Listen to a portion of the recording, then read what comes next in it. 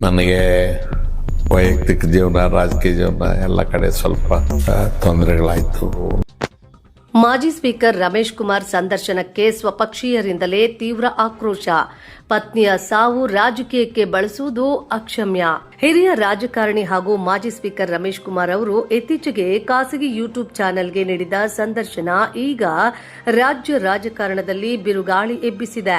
ಸಂದರ್ಶನದ ಮೊದಲು ಎಪಿಸೋಡ್ ಬಿಡುಗಡೆಯಾದ ಬೆನ್ನಲ್ಲೇ ಸುಮಾರು 14 ವರ್ಷಗಳ ಕಾಲ ರಮೇಶ್ ಕುಮಾರ್ ಅವರ ಒಡನಾಡಿಯಾಗಿದ್ದ ಶೇಷಾಪುರ ಗೋಪಾಲ್ ಅವರು ಸಾಮಾಜಿಕ ಜಾಲತಾಣಗಳಲ್ಲಿ ವಿಡಿಯೋ ಬಿಡುಗಡೆ ಮಾಡಿ ಬಹಿರಂಗವಾಗಿಯೇ ಅಸಮಾಧಾನ ಹೊರಹಾಕಿದ್ದಾರೆ. ಪತ್ನಿಯ ಸಾವನ್ನು ರಾಜಕೀಯ ದಾಳವಾಗಿ ಬಳಸಿಕೊಳ್ಳುತ್ತಿರುವುದು ಲಜ್ಜೆಗೆಟ್ಟ ಕೆಲಸ. ಒಬ್ಬ ನಾಯಕನಾಗಿ ಇಂತಹ ವರ್ತನೆ ಶೋಭೆ ತರುವುದಿಲ್ಲ ಎಂದು ಗೋಪಾಲ್ ಕಿಡಿಕಾರಿದ್ದಾರೆ. ವಿಕ್ಟೋರಿಯಾ ಆಸ್ಪತ್ರೆಯ ಚಿಕಿತ್ಸೆಯ ಬಗ್ಗೆ ಮಾತನಾಡಿರುವ ರಮೇಶ್ ಕುಮಾರ್ ಅವರಿಗೆ, ಸಚಿವರಾಗಿದ್ದ ನಿಮಗೆ ಪತ್ನಿಗೆ ಉತ್ತಮ ಖಾಸಗಿ ಆಸ್ಪತ್ರೆಯಲ್ಲಿ ಚಿಕಿತ್ಸೆ ಕೊಡಿಸುವ ಶಕ್ತಿ ಇರಲಿಲ್ಲವೇ ಎಂದು ನೇರ ಪ್ರಶ್ನೆ ಎಸೆದಿದ್ದಾರೆ.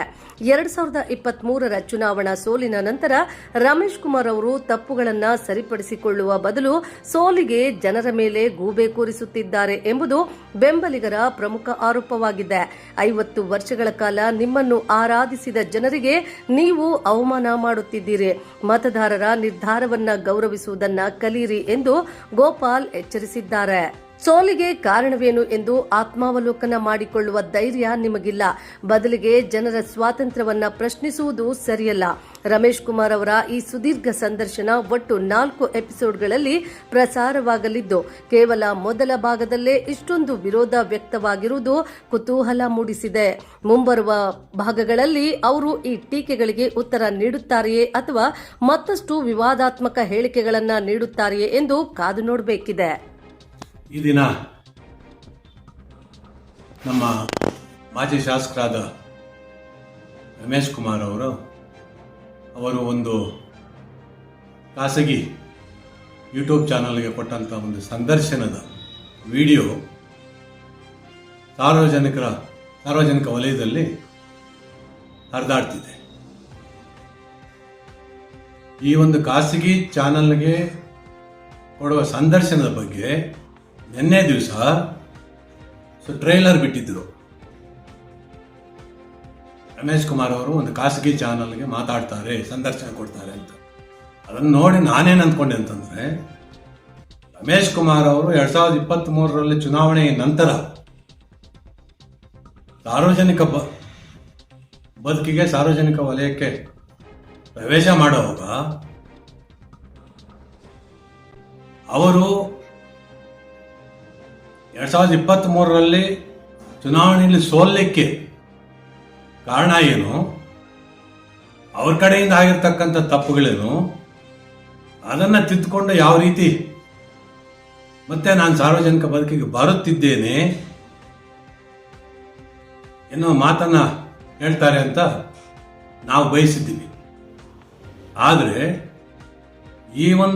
ಇವತ್ತಿನ ವಿಡಿಯೋ ನೋಡಿದಾಗ ನನಗೆ ಗೊತ್ತಾಗಿದ್ದೇನೆಂತಂದ್ರೆ, ಈ ಒಂದು ಸಂದರ್ಶನ 4 ಎಪಿಸೋಡ್ಗಳಲ್ಲಿ ಬರುತ್ತಿದೆ. ಇದು ಮೊದಲನೇ ಎಪಿಸೋಡು. ಈ ಮತ್ತೆ ಬರೋ 3 ಎಪಿಸೋಡ್ಗಳಲ್ಲಿ ಏನಿದೆ ಅಂತ ಗೊತ್ತಿಲ್ಲ ನನಗೆ. ಆದರೆ ರಮೇಶ್ ಕುಮಾರ್ ಅವರ ಮೊದಲನೇ ಎಪಿಸೋಡಲ್ಲೇ ಒಬ್ಬ ನಾಯಕನಾಗಿ 50 ವರ್ಷ ಈ ಕ್ಷೇತ್ರದ ಜನ ಆತನ ಮೇಲಿಟ್ಟಂತ ಪ್ರೀತಿ, ಆತನಿಗೆ ಕೊಟ್ಟಂತ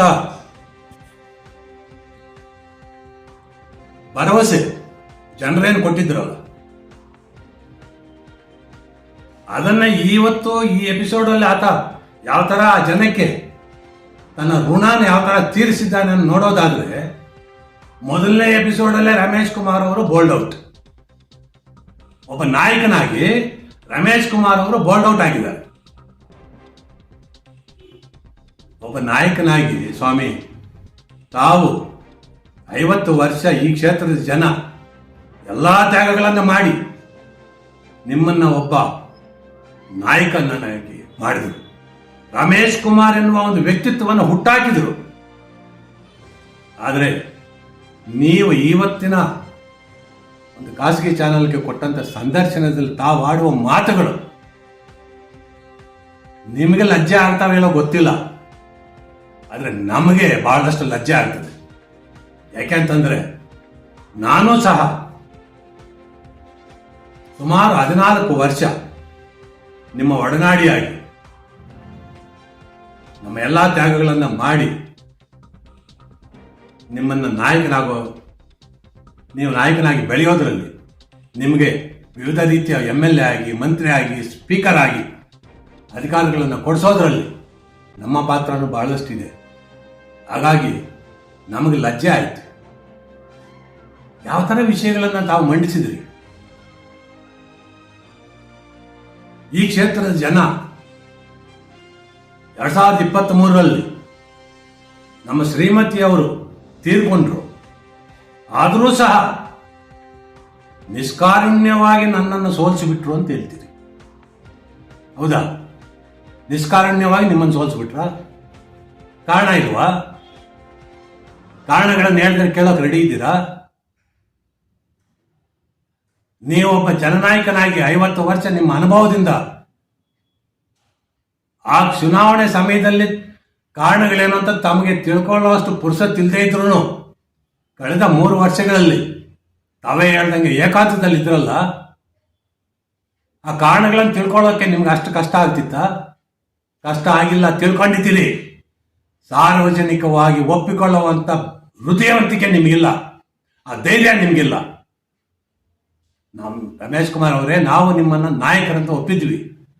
ಆದ್ರೆ ನಾಯಕನಾದವನು ಎಲ್ಲರೂ ತಪ್ಪು ಮಾಡ್ತಾರೆ, ಗೊತ್ತಿಲ್ಲದನೋ ತಪ್ಪುಗಳು ನಡೀತದೆ. ಅದನ್ನು ಮೌಲ್ಯ ಮಾಡೋದು ಸಾರ್ವಜನಿಕರು. 2023ರಲ್ಲೆಲ್ಲ ಯಾವುದೇ ಚುನಾವಣೆಯಲ್ಲಿ ಮೌಲ್ಯಾಧಾರಿತ ಮತವನ್ನ ಚಲಾಯಿಸುವ ಹಕ್ಕು ಮತದಾರರಿಗಿರ್ತದೆ. ಅವರು ಮತ ಚಲಾಯಿಸಿದರೆ ನಿಮಗೆ ಎಷ್ಟು ಮೌಲ್ಯ ಕೊಡಬೇಕು ಅಷ್ಟನ್ನು ಕೊಟ್ಟಿದ್ದಾರೆ. ಅದನ್ನು ಗೌರವಿಸುವಂತ ಹೃದಯವಂತಿಕೆ ನಿಮ್ಗಿರ್ಬೇಕು, ಗೌರವಿಸುವಂತ ನಾಯಕತ್ವ ನಿಮ್ಗಿರ್ಬೇಕು. ಅದಿಲ್ಲ ನಿಮ್ಗೆ. ಏನ್ ಹೇಳ್ತೀರಿ? ಯಾವ ಒಂದು ಕೆಳ ಮಟ್ಟಕ್ಕೆ ಇಳಿದು ಬಿಟ್ರಿ ನೀವು. ನಮ್ಮ ಶ್ರೀಮತಿಯವರ ಒಂದು ಸಾವನ್ನ ರಾಜಕೀಯಕ್ಕೆ ಬಳಸಕ್ಕೆ ಹೋಗ್ತೀರಿ. ತಾವೇನ್ ಹೇಳ್ತೀರಿ?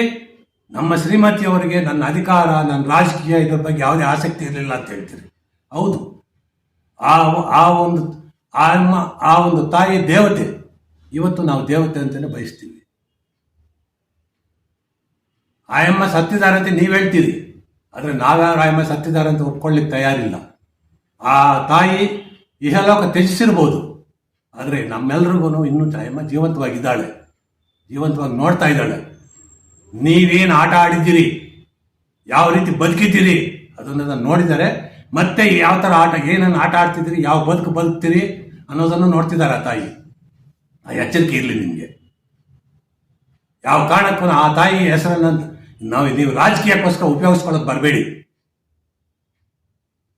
ಆ ಒಂದು ಮಿತಿ ಒಳಗಡೆ ನೀವು ಇರಬೇಕು ಅಂತ ನಾವು ನಿಮ್ಮನ್ನು ಆಗ್ರಹಿಸ್ತೀವಿ. ಯಾಕೆಂತಂದ್ರೆ ನಾವು ಬೆಳೆಸಿರುವಂಥ ನಾಯಕರು ನೀವು. ನಿಮ್ಮನ್ನು ಆಗ್ರಹಿಸುವಂತ ಅಧಿಕಾರ ನಮಗಿದೆ. ನೀವಿನ್ನು 3 ಎಪಿಸೋಡ್ಗಳಲ್ಲಿ ಏನು ಹೇಳ್ತೀರಿ ಅನ್ನೋದು ನಮ್ಗೆ ಗೊತ್ತಿದೆ, ನೋಡೋಣ. ಆದರೆ ಈ ಒಂದು ಎಪಿಸೋಡಲ್ಲಿ ಏನು ಹೇಳಿದ್ದೀರಿ, ಇದು ಅಕ್ಷಮ್ಯ ಅಪರಾಧ ಮಾಡಿದಿರಿ ನೀವು. ಪ್ರಾಮಾಣಿಕತೆ ಅಂತ ಹೇಳ್ತೀರಿ. ಪ್ರಾಮಾಣಿಕತೆ ಅಂತ ಏನ್ರಿ? ಯಾವ ಭಾಷೆ ಪ್ರಾಮಾಣಿಕತೆ?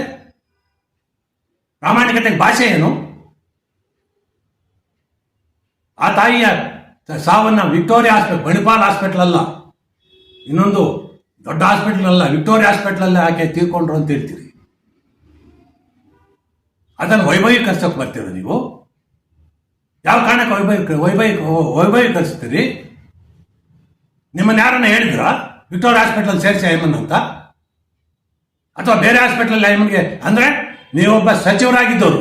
ವಿಕ್ಟೋರಿಯಾ ಹಾಸ್ಪಿಟಲ್ ನಾನು ಕೆಳದರ್ಜೆ ಹಾಸ್ಪಿಟಲ್. ನಿಮ್ಗೆ ನೀವು ಅಧಿಕಾರದಲ್ಲಿ ಇದ್ದವರಲ್ವಾ? ವಿಧಾನಸಭೆಯಲ್ಲಿ ಏನೆಲ್ಲ ಭಾಷಣ ಮಾಡ್ತೀರಿ?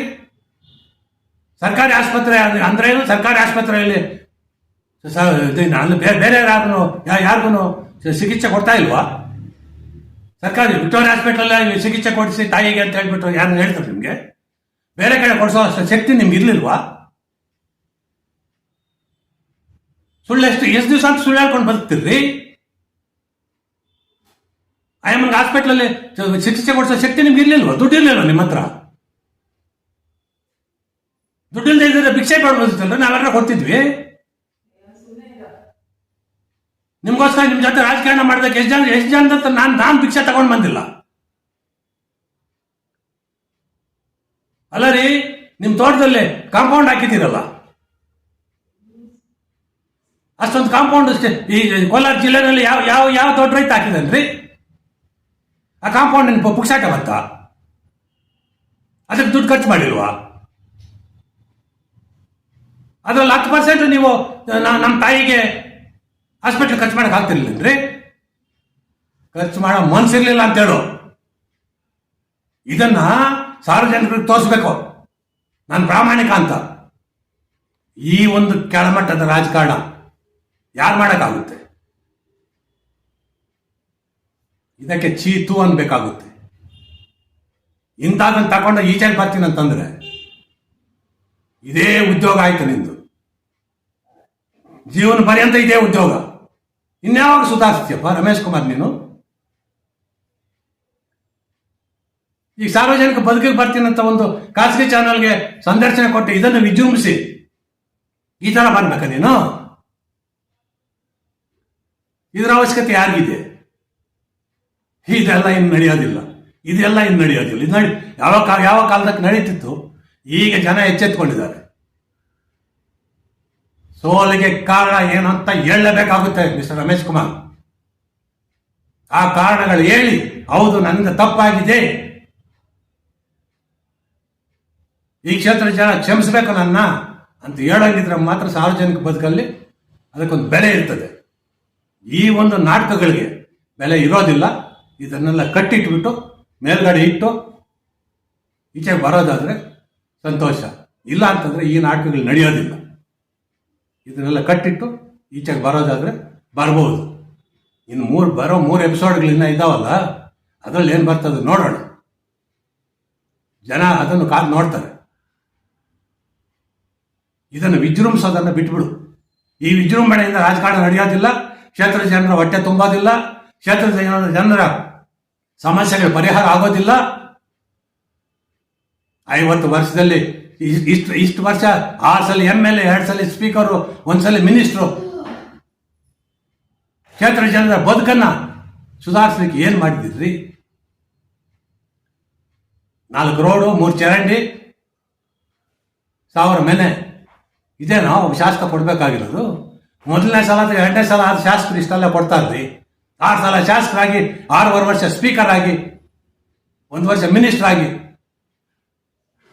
1 ಸಲ 2 ಸಲ ಶಾಸಕರಾಗಿರೋರೆ ಇದಕ್ಕಿಂತ ಚೆನ್ನಾಗಿ ಕೆಲಸ ಮಾಡ್ತಾವ್ರೆ. ಅದನ್ನು ಮಾತಾಡು ಫಸ್ಟ್. ಇವೆಲ್ಲ ಬಿಟ್ಬಿಡು. ಜನ ಇದನ್ನು ವಾಚ್ ಮಾಡ್ತಾ ಇರ್ತಾರೆ. ಧನ್ಯವಾದಗಳು.